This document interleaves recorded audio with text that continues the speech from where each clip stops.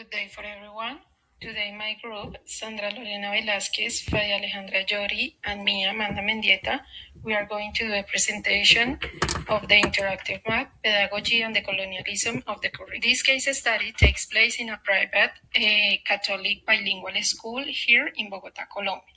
The institution promotes bilingual education as part of its academic model, while also emphasizing Christian values and integral formation. The school seeks to combine academic development with ethical and social values within the educational community.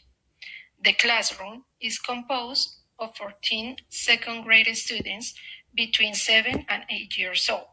Spanish is their mother tongue, while English is taught as a second language within the bilingual educational model.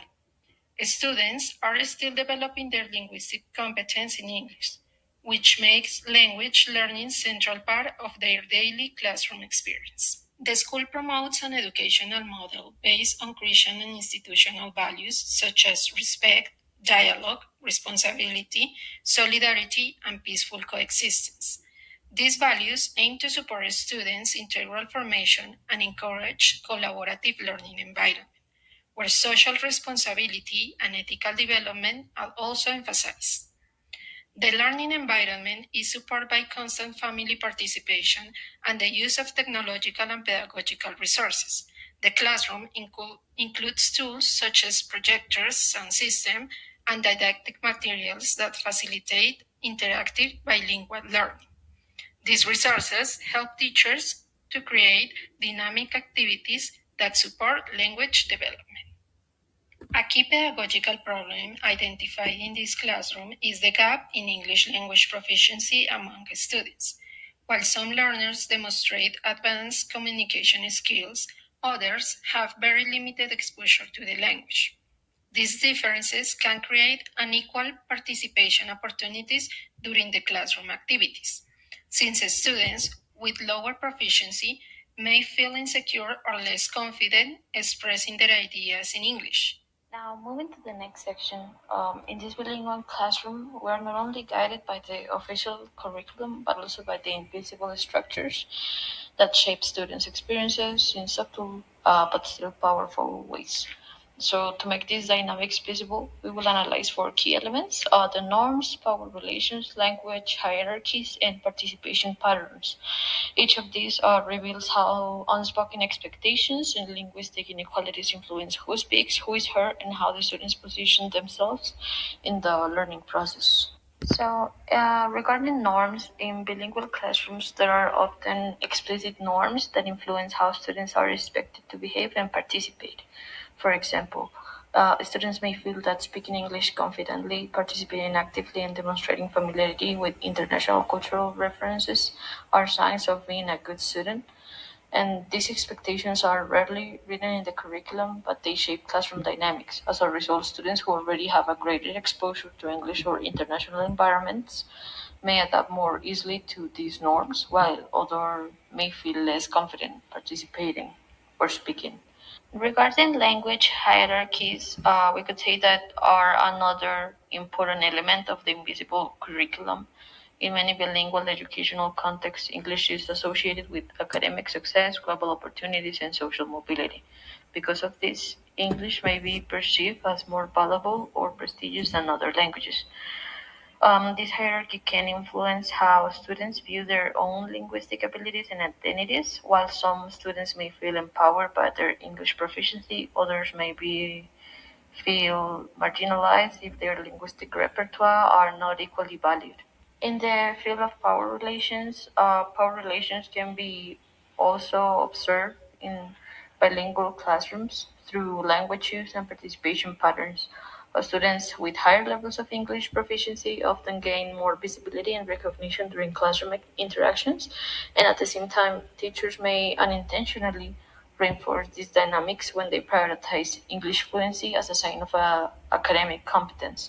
In this way, language becomes connected to power, shaping who speaks, who is heard, and whose perspective are more visible in the learning environment. Regarding participation patterns in the classroom, these may also reflect hidden inequalities related to language proficiency. Students who feel more confident speaking English often participate more actively in discussions, presentations, and collaborative activities, while in contrast, students with lower levels of English proficiency may participate less frequently, not because they lack ideas, but because they feel insecure about expressing them in a second language. These patterns reveal how linguistic competence can shape classroom interaction and influence students' learning experiences. Culture is a learned, dynamic system of meaning and practice, visible in language use, social norms, and everyday interaction.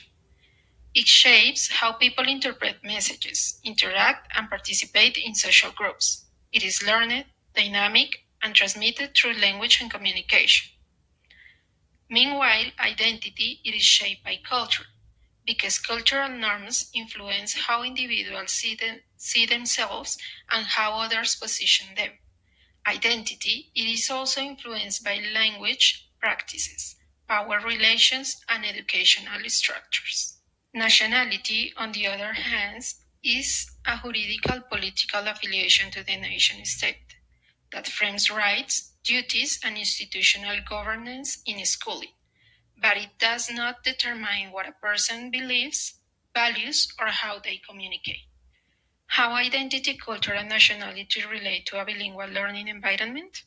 Bilingual learning shapes and is shaped by cultural identities because culture interacts with identity, which is discursively produced within educational spaces. Huaque Casallas, 2021.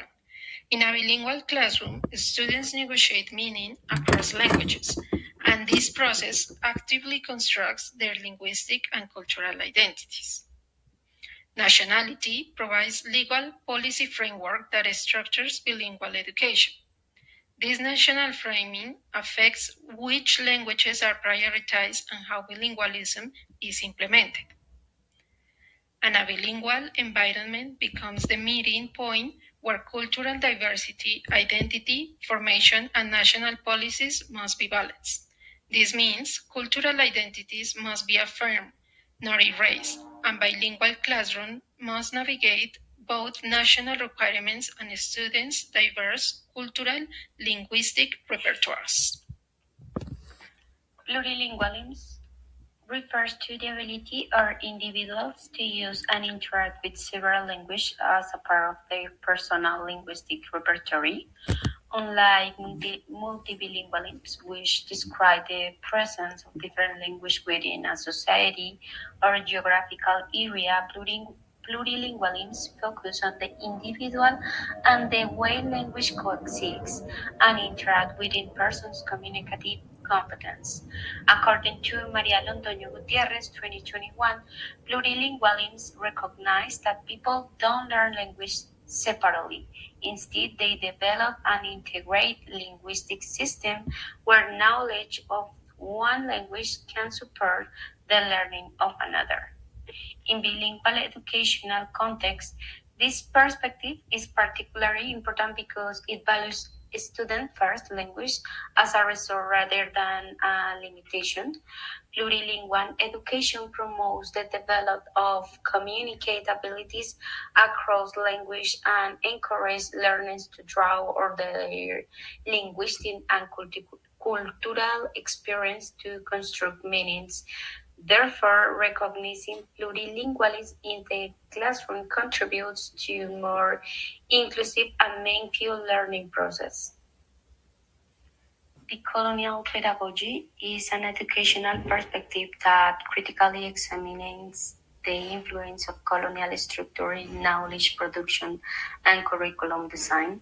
Many educational systems have historically privileged Western or Eurocentric perspective while marginalizing local knowledge, language, and cultural identities. According to Maria Londoño Gutierrez, 2021, the colonial pedagogy seeks to change these dominant structures by recognizing diverse forms of knowledge and promoting more equitable educational practice. In the context of a language education, This perspective encourages teachers to value student linguistic and cultural backgrounds as important source of knowledge. Decolonial pedagogy also promotes critical reflection about power relation in education and encourages educators to design curricula that include multiple perspectives. By doing so, education can contribute to social justice and the recognition of cultural diversity in learning environments.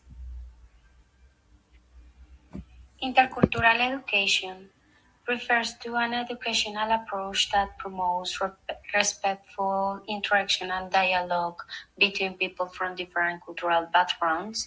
Its main objective is foster mutual understanding, tolerance, and cooperation in increasingly diverse societies. According to Maria Antonio Gutierrez, 2021, intercultural education goes beyond simple acknowledging cultural diversity. It involves creating educational space where different cultural perspectives can interact, but valued and contribute to the learning process. In bilingual classroom, intercultural education helps students recognize the importance to the cultural identity while also developing openness toward other cultures. This approach encourages empathy, critical thinking, and respect for diversity.